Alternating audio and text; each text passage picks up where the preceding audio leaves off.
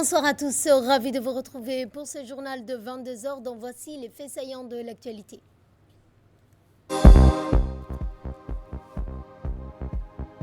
Le président de la République Ismaël Omar Guelleh a accueilli chaleureusement son homologue français Emmanuel Macron en visite de 48 heures à Djibouti. Et clôture du colloque international sur les archives djiboutiennes.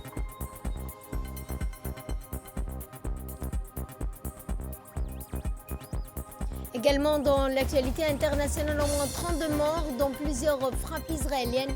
L'ONU appelle la CIJ, c'est ce que nous verrons en fin de journal.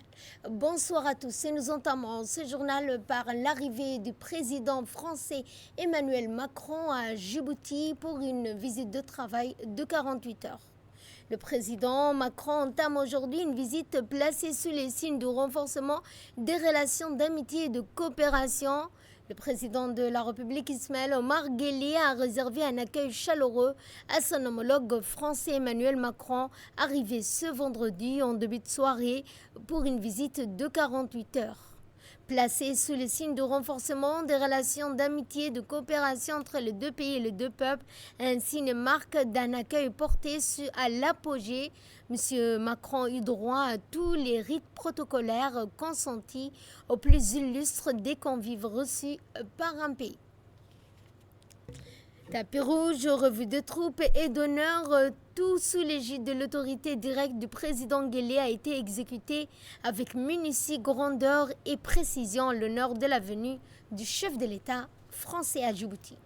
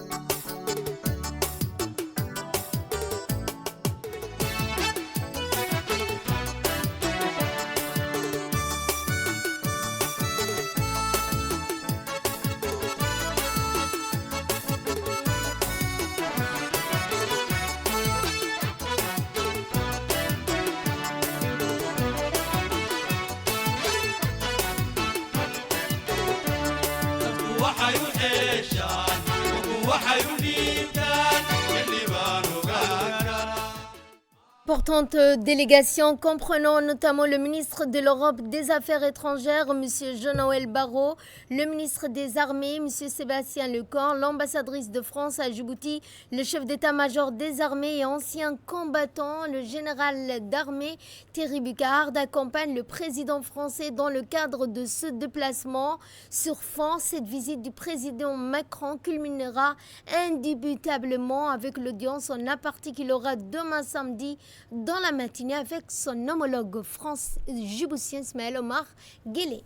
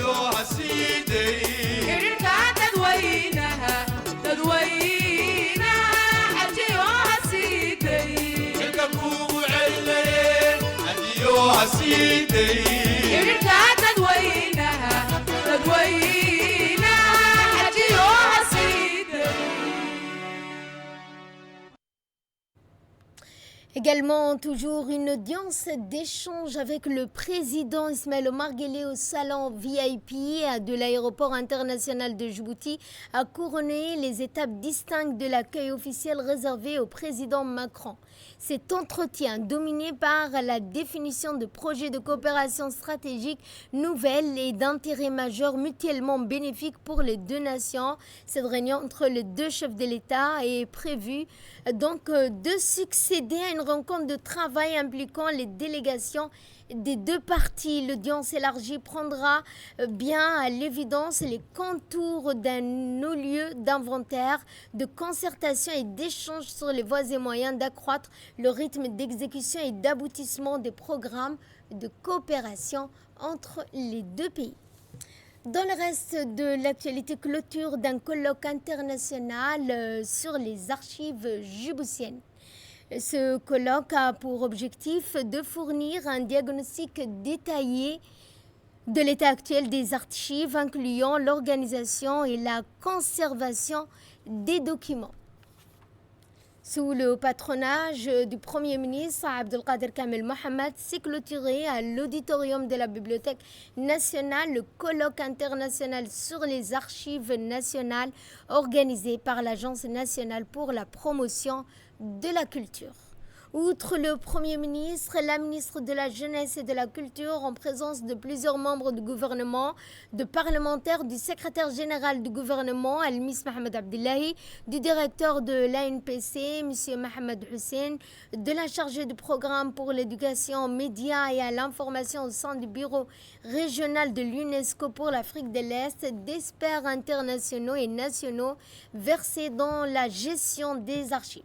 Ce colloque a pour objectif de fournir un diagnostic détaillé de l'état actuel des archives, incluant l'organisation et la conservation des documents. Ce colloque a été une occasion unique de renforcer la coopération internationale dans le domaine de l'archivistique et de soutenir les efforts de Djibouti pour préserver son patrimoine documentaire pour les générations futures. Monsieur Jacques Tromp, ancien instituteur et professeur d'histoire-géographie dans plusieurs établissements de la capitale de Tadjoura entre 1965 et 1991, a marqué une étape importante dans la préservation de notre patrimoine de mémoire collective. Ce colloque, en présence du Premier ministre, président de l'Assemblée nationale, le ministre de la Jeunesse et de la Culture, a officiellement légué un fonds d'archives privé d'une valeur inestimable au département national des archives. Ce geste enrichit notre patrimoine national et offre aux générations futures un accès privilégié aux documents historiques. Aujourd'hui, je remercie Monsieur le Premier ministre d'être venu voir les documents que j'ai transférés jusqu'à Djibouti. En réalité, c'était mes documents de travail comme professeur d'histoire et de géographie à l'école normale. Et on a commencé évidemment en 1977. Et là, il n'y avait pas d'ordinateur, il n'y avait pas Internet. Donc, j'ai cherché, trouvé des documents de toutes sortes, en histoire, en géographie, des photos, enfin toutes sortes de documents, pour pouvoir enseigner et créer les programmes d'histoire-géographie du primaire, la carte du pays qui a été ensuite affichée dans les classes, et le premier livre de géographie pour les écoles primaires qui était paru en 91. Voilà. Et puis maintenant, pour moi, c'est magnifique de voir que tout ça qui était destiné à mes élèves, maintenant reviennent aux enfants de mes élèves, à leurs petits-enfants même. Le directeur général de l'ANPC, M. Mohamed Hussein, a indiqué la valeur inestimable des documents historiques dans la préservation de notre mémoire collective. Nous l'écoutons. Remarquable n'aura pas pu être possible sans le soutien infaillible et éclairé de nos autorités, notamment la présidence de la République, le secrétariat général du gouvernement, le ministère de la Jeunesse et de la Culture. Mes plus sincères remerciements à l'ensemble des autorités, de premier plan au niveau soutien institutionnel. Mes plus sincères remerciements à nos invités, professeurs archivistes internationaux et nationaux de l'Université Djibouti. C'est un honneur d'avoir ce matin, à la clôture de cette cérémonie, Son Excellence le Premier ministre, qui nous fait vraiment l'honneur d'être ici et de conclure ces 2 jours d'intenses échanges. Également, donc, le Premier ministre Abdelkader Kamel Mohamed a indiqué que la conservation des documents enrichit notre patrimoine national. Nous l'écoutons. C'est avec un grand plaisir que je me joins à vous pour la clôture du colloque international sur les archives djiboutiennes et pour présider avec Madame la ministre de la Jeunesse et de la Culture la cérémonie officielle de réception des archives privées de M. Jacques Trompon.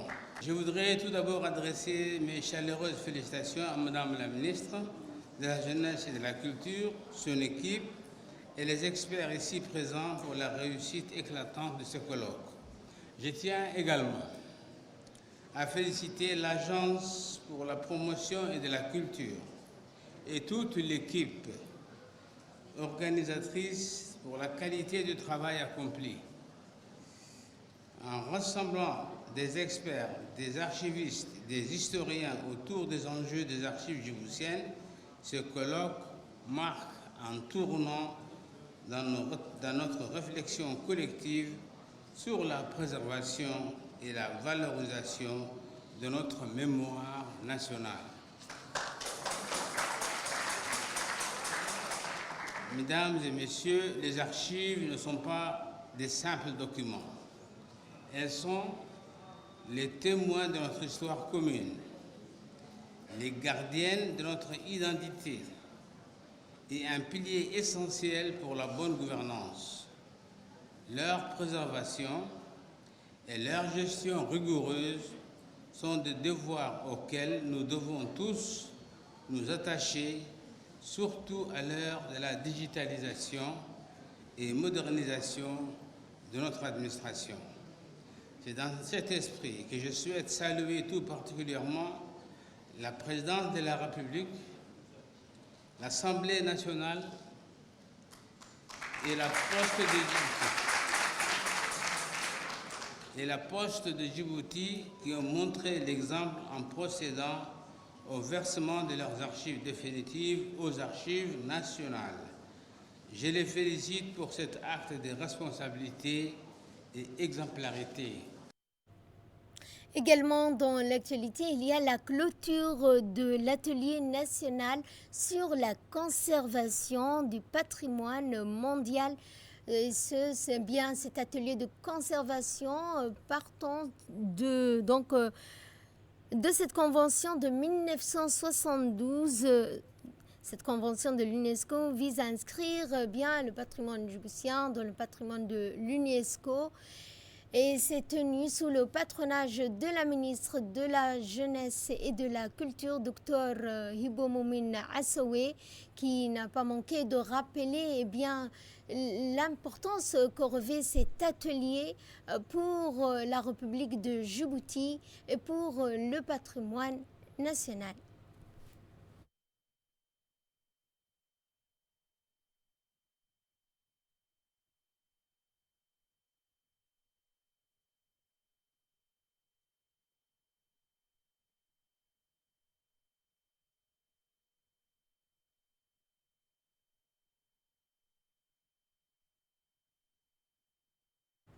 La ministre de la Jeunesse et de la Culture a prononcé un discours à cette occasion.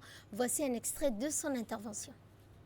C'est avec un immense plaisir que je m'adresse à vous aujourd'hui, en cette occasion particulière marquant la clôture de la première activité de la Semaine nationale des patrimoines, qui se déroulera du 15 au 21 décembre 2024, pour nous, en tout cas pour le département en charge de la culture, et dont l'agenda s'inscrit comme une célébration de notre héritage des riches patrimoines naturels et culturels, conformément à la vision éclairée et pertinente du président de la République, son Excellence Ismaël Omar Guelleh, qui a lui-même déclaré lors de la discours de la rentrée politique que nous allons en décembre célébrer ensemble nos patrimoines divers et riches. Cette première activité est à juste titre dédiée au renforcement des capacités en matière de sensibilisation à la Convention de 1972 et des gestions de sites inscrits sur la liste du patrimoine mondial de l'UNESCO. C'est le fruit d'une collaboration collective entre les départements ministériels directement concernés, les institutions publiques, les experts, le représentant de la société civile et surtout notre partenaire privilégié, l'UNESCO. Cette rencontre constitue une étape déterminante pour Djibouti dans sa politique de préservation et de valorisation de son patrimoine culturel et naturel. Mesdames et messieurs, les patrimoines culturels et naturels de Djibouti est un bien précieux, un trésor partagé qui transcende les frontières temporelles et géographiques. Il est le reflet de notre histoire, de notre diversité dans l'unité et de nos racines profondes. C'est également un vecteur de développement durable pour notre avenir. Djibouti, à la croisée des mondes arabes, africains, asiatiques, dispose d'une richesse patrimoniale exceptionnelle qui va au-delà de simples biens matériels. Cela englobe des pratiques, des savoir-faire ancestraux, des savoir-être qui forment l'essence même de nos identités.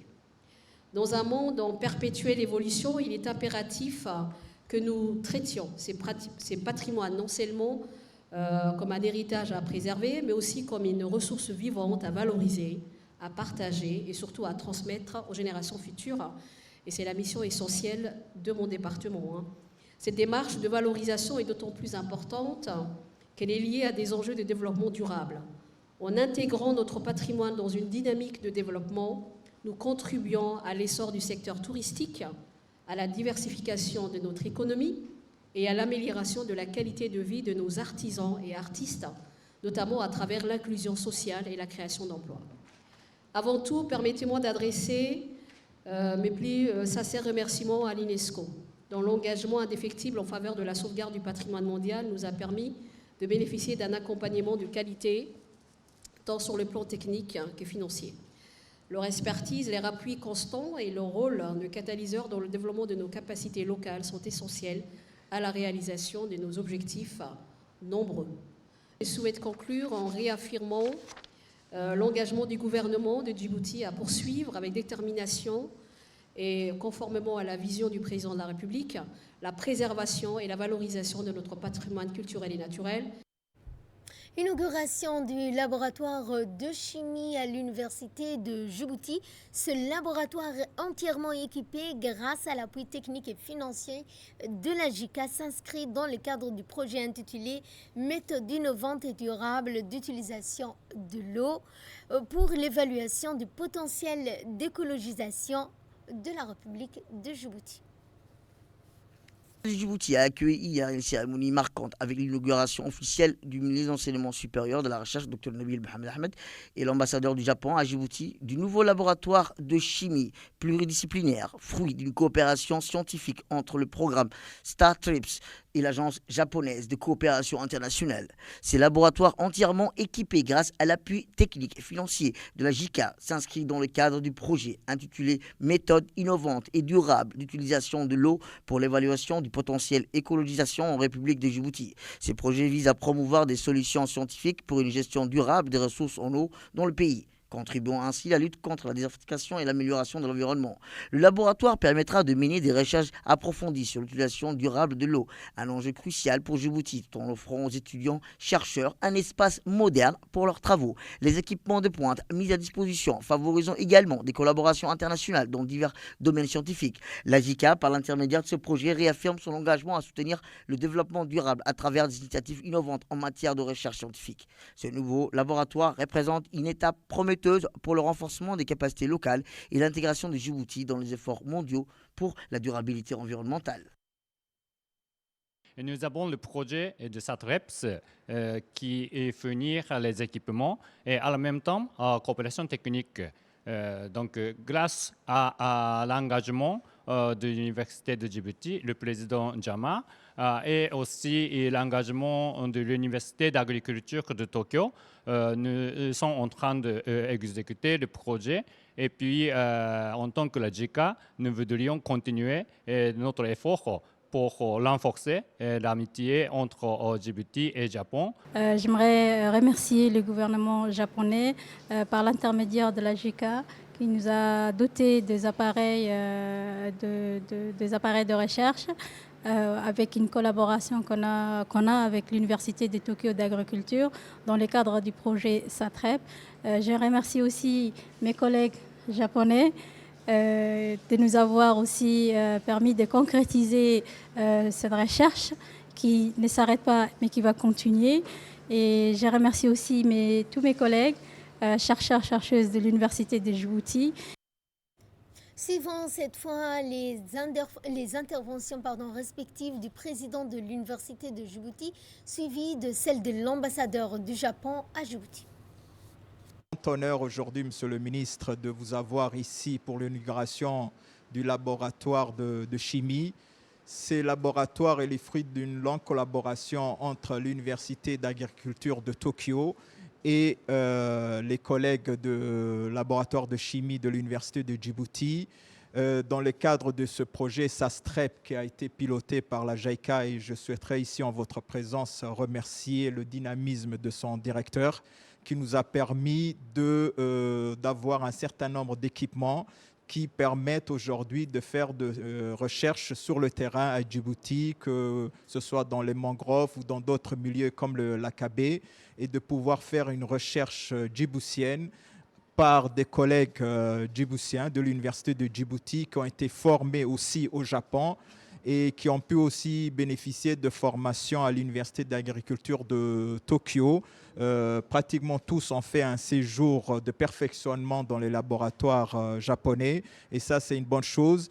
On aura 8 étudiants de licence qui vont faire une semaine d'immersion dans le musée botanique de Tokyo pour découvrir. Et donc, c'est une nouvelle étape et on souhaiterait pouvoir continuer cette coopération avec le Japon qui aujourd'hui, vous voyez le premier fruit. Et ça, c'est aussi, Monsieur le ministre, grâce à votre soutien permanent au développement de la recherche à l'Université de Djibouti. Et nous vous en vraiment remercions et nous vous en sommes reconnaissants. Merci beaucoup. Je suis très heureux de voir les collègues djiboutiens travailler sérieusement avec le matériel qui a été offert par le Japon. Et je voudrais suivre la recherche de très près pour voir l'évolution de la recherche et les études.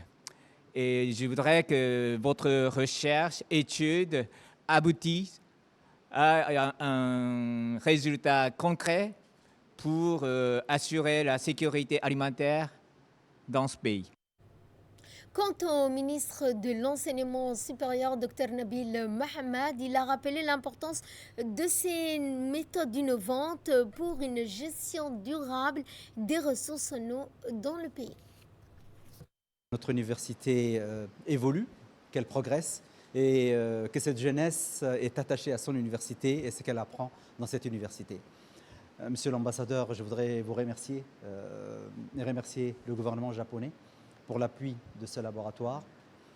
Pour moi, en tant que chercheur et ministre de l'Enseignement supérieur, ça crée en moi de l'émotion, mais également une stimulation par rapport à des enjeux en République de Djibouti.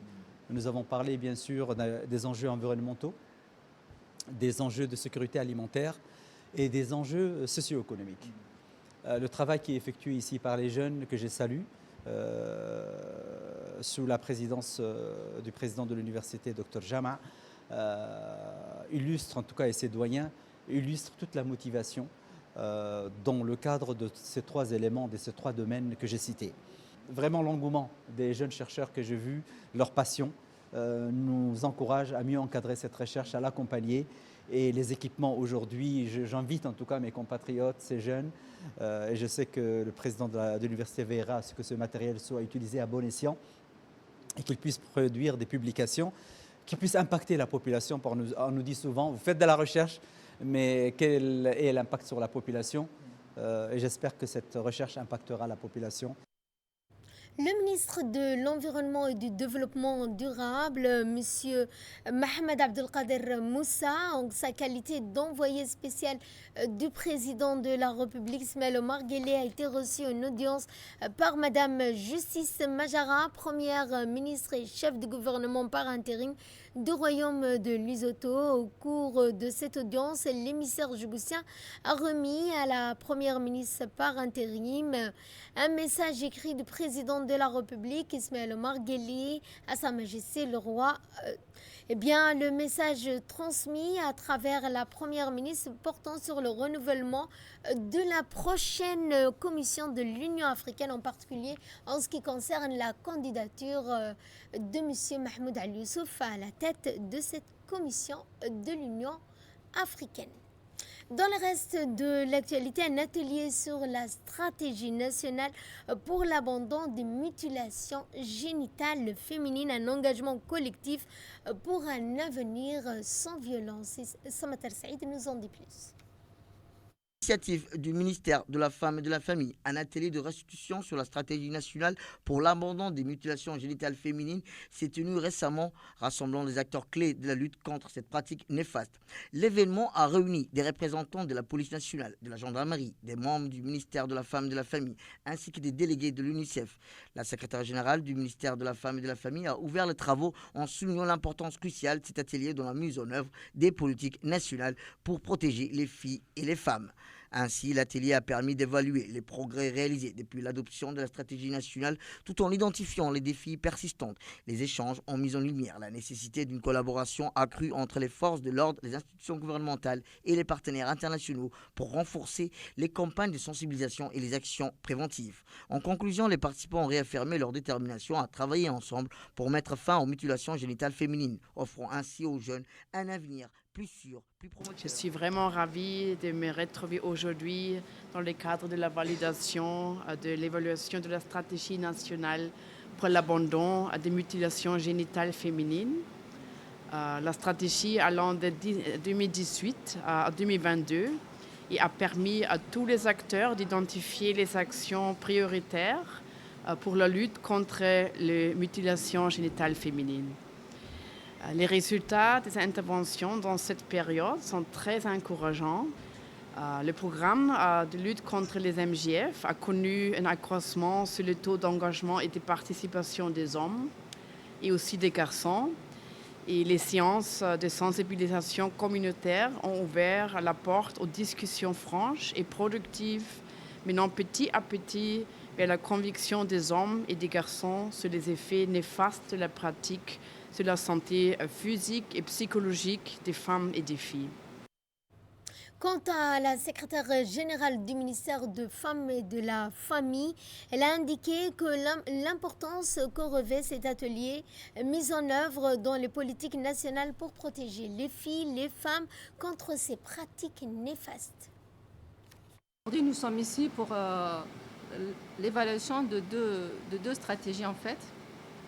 L'objectif 1 de la première stratégie, c'est la restitution de l'évaluation de la mutilation génitale féminine à Djibouti. Et nous serons présentés également les conclusions et les recommandations du travail qui a été effectué par le consultant national. Les objectifs de cet atelier aujourd'hui, c'est la restitution de la stratégie de la réponse des violences basées sur le genre, qui fut aussi un travail de très longue haleine par le consultant international qui définit aussi le cadre d'action cohérent et intégré pour parvenir et combattre toutes les formes de violence, y compris les MGF. Elle permet aussi de mettre l'accent sur la protection des victimes, leur prise en charge avec la poursuite des auteurs et autres préventions. Alors ces deux initiatives s'inscrivent pleinement dans le cadre des engagements nationaux et internationaux de Djibouti en faveur de l'égalité des sexes et de l'élimination de toutes les formes de violence à l'égard des femmes et des filles. L'importance de ces deux initiatives témoigne de l'engagement ferme de Djibouti à atteindre les objectifs durables, les ODD, notamment l'ODD 5 sur l'égalité des sexes, qui vise à éliminer toutes les formes de violence à l'égard des femmes et des filles dans les espaces publics et privés, y compris les pratiques néfastes telles que les MGF. Et à l'issue de cette journée, nous avons pu recueillir pour vous cette réaction. Aujourd'hui, on est réunis ici à l'hôtel Aïla pour que je puisse présenter les résultats de l'évaluation de la stratégie nationale contre la mutilation génitale.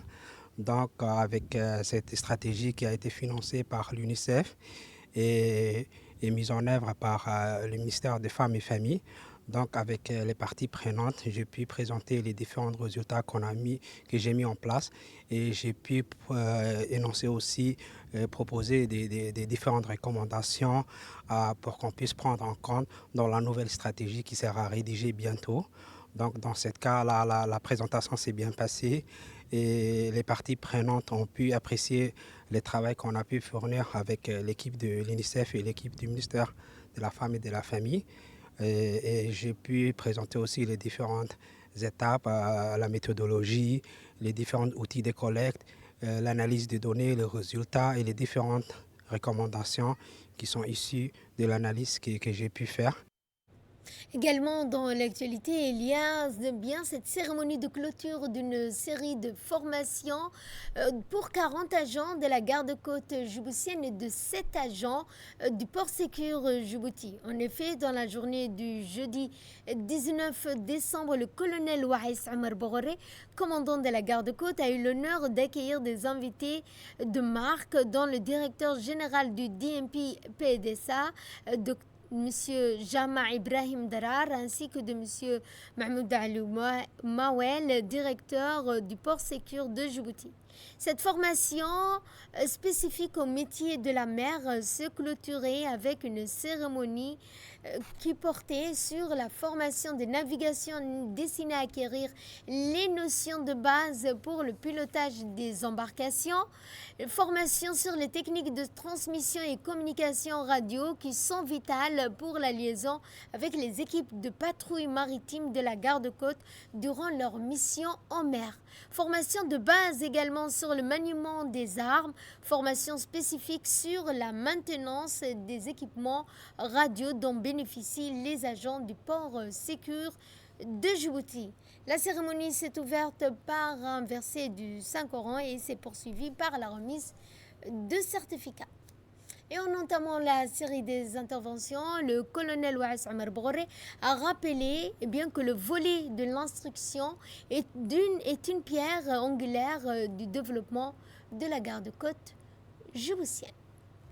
Grand précis que je tiens à vous accueillir pour cette cérémonie de clôture dédiée à la formation d'une série de formations dont ont profité les personnels de la garde-côte djiboutienne et des personnels de sécurité du port de Djibouti. Je vous remercie de nous honorer votre présence avec nous ce matin. Notre institution poursuit sans relâche son objectif de se doter d'un programme d'instruction performant, autonome et de qualité avant de renforcer en continu les aptitudes des personnels et leur permettre d'exécuter leur mission dans les meilleures conditions. Il est important de souligner que ces formations ont été totalement accomplies en interne par les instructeurs de la garde-côte djiboutienne. La formation dont nous célébrons ce matin en votre compagnie aujourd'hui sont les suivants. En premier lieu, une formation sur la navigation de base et le météorologie en mer et sur les bateaux, la formation au certificat technique élémentaire, les spécialités de transmission et communication radio-marine qui a permis aux stagiaires de se familiariser avec des domaines vitaux pour le bon déroulement des missions qui nous sont confiées. Madame et Messieurs, une formation certificat technique élémentaire et spécialisée armement destinée à l'acquisition des passes sur le maniement des armes à bord de bateaux et celui qui est à terre. Et finalement, une formation certificat technique élémentaire spécialisée maintenance radio dont ont spécifiquement bénéficié les gens de sécurité du port de Djibouti. Le directeur du port Secours Djibouti a quant à lui félicité tout d'abord les agents de son département et a remercié chaleureusement tous qui ont donc émergé et engagé dans la réussite de cette formation. Aujourd'hui, nous nous réunissons pour célébrer le travail exceptionnel de 7 agents de Port Secours qui ont participé pour la première fois à une formation d'entretien de la maintenance des radios avec les gardes-côtes djiboutiennes. Et pour cette opportunité, mon colonel, je vous remercie infiniment. Chaque agent ici présent a fait preuve d'un dévouement sans faille et d'un professionnalisme exemplaire et d'une détermination inébranlable. Je voudrais profiter de cette occasion pour remercier en premier lieu les instructeurs qui ont jour et nuit préparé un programme pour la formation de nos agents de Port Secours Djibouti. En deuxième lieu, remercier M. Mohamed Ibrahim Mohamed qui a aussi suivi cette formation du début jusqu'à la fin. Je ne vais pas m'attarder. Je sais que les agents et les militaires et les gardes-côtes qui ont aussi participé à d'autres formations sont impatients de recevoir leur certificat. Je ne céderai la parole que dire félicitations à tous les participants et de nouveau merci, mon colonel.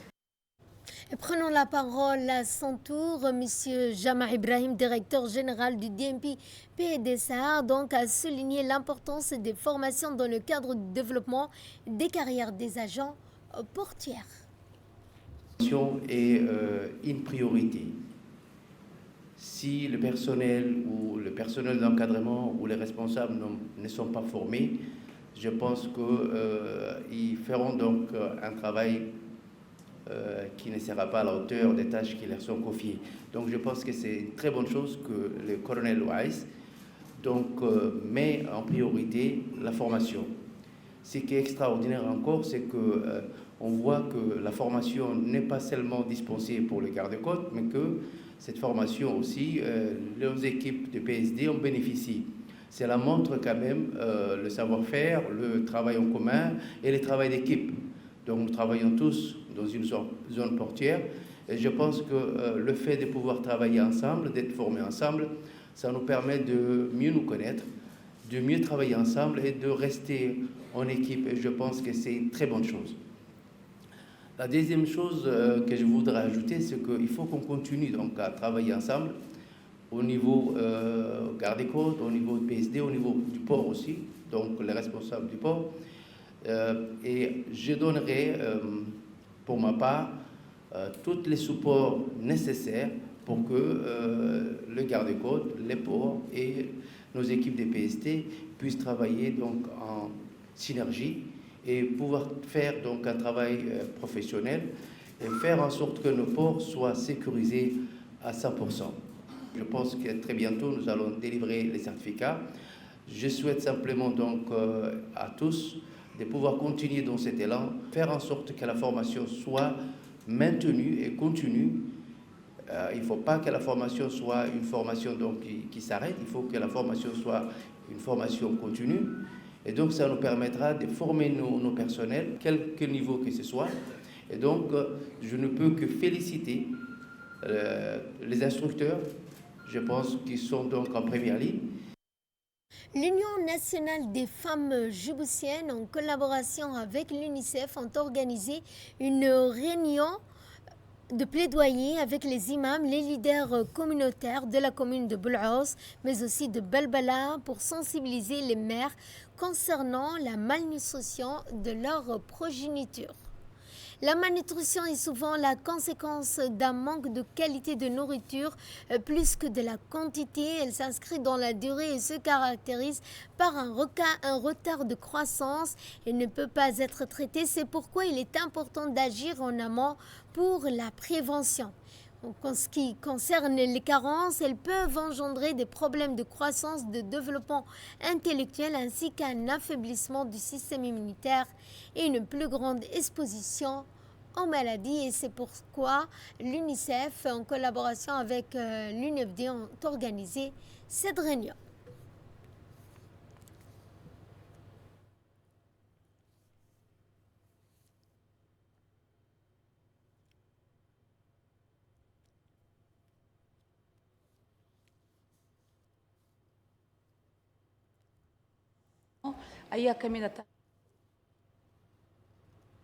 Dans le cadre de ces missions régaliennes, le préfet de la région d'Obok, Moussa Adan Migane, s'est rendu dans la localité de Alali Dada, accompagné du vice-président du conseil régional d'Obok, de ses principaux collaborateurs.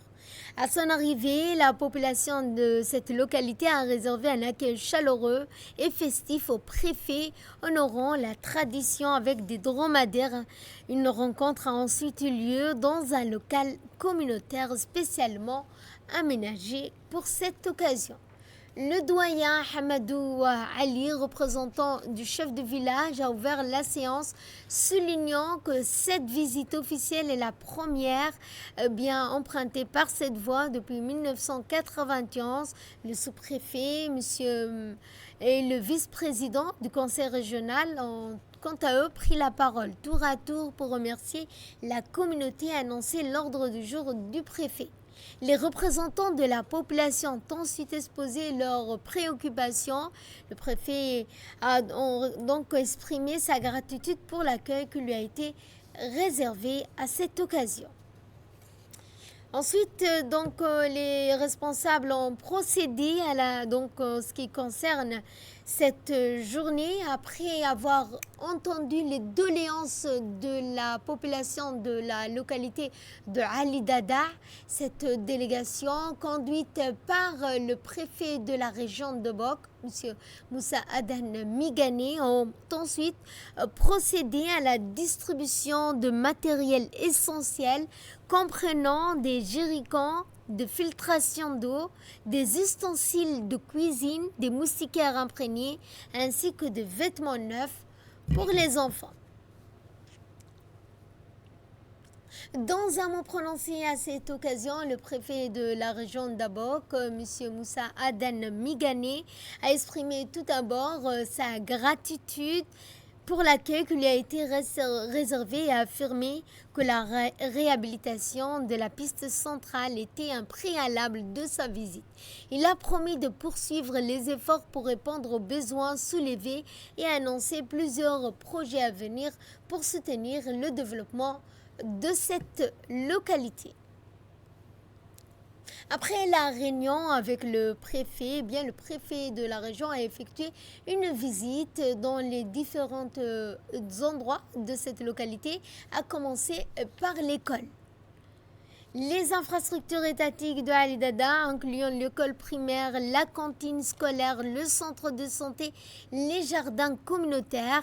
Cette visite témoigne de son engagement aux côtés de la population, dont il a promis de poursuivre les efforts pour répondre aux besoins soulevés et annoncer plusieurs projets à venir pour soutenir le développement de cette localité de Alali Dada. cette initiative, le préfet a réaffirmé également son soutien concret à la communauté de cette localité.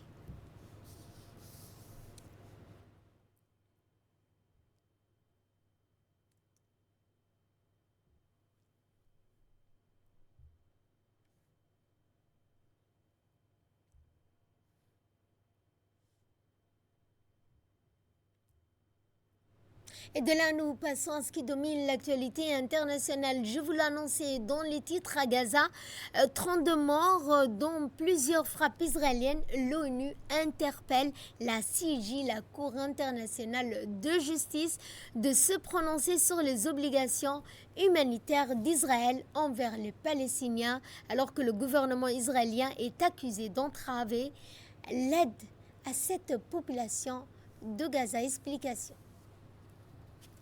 Par l'occupation israélienne des écoles Al-Karama et Shaban dans l'est de la ville de Gaza a fait au moins 13 martyrs, dont des enfants et des femmes. La défense civile a indiqué que 13 autres personnes avaient été tuées dans une frappe aérienne distincte d'Israël sur un groupe de personnes essayant de se ravitailler en eau. L'Assemblée générale des Nations unies a approuvé jeudi une résolution demandant à la Cour internationale de justice de se prononcer sur les obligations humanitaires d'Israël envers les Palestiniens, alors que le gouvernement israélien est accusé d'entraver l'accès à l'aide à Gaza. La résolution soumise par le Norvège a été adoptée à une large majorité. 137 pays ont voté pour, 12 contre et 22 se sont abstenus. Elle demande à la Cour pénale internationale de justice de clarifier ce qu'Israël est tenu de faire pour garantir et faciliter l'acheminement sans entrave de l'approvisionnement indispensable à la survie de la population civile palestinienne. Plus de 45 000 Palestiniens ont été tués dans la campagne militaire israélienne dans le territoire palestinien, en majorité des civils, selon des données du ministère de la Santé jugées fiables par l'ONU. Et c'est sur ce point que se referme ce journal. Merci à vous de nous avoir suivis. Excellent week-end à toutes et à tous.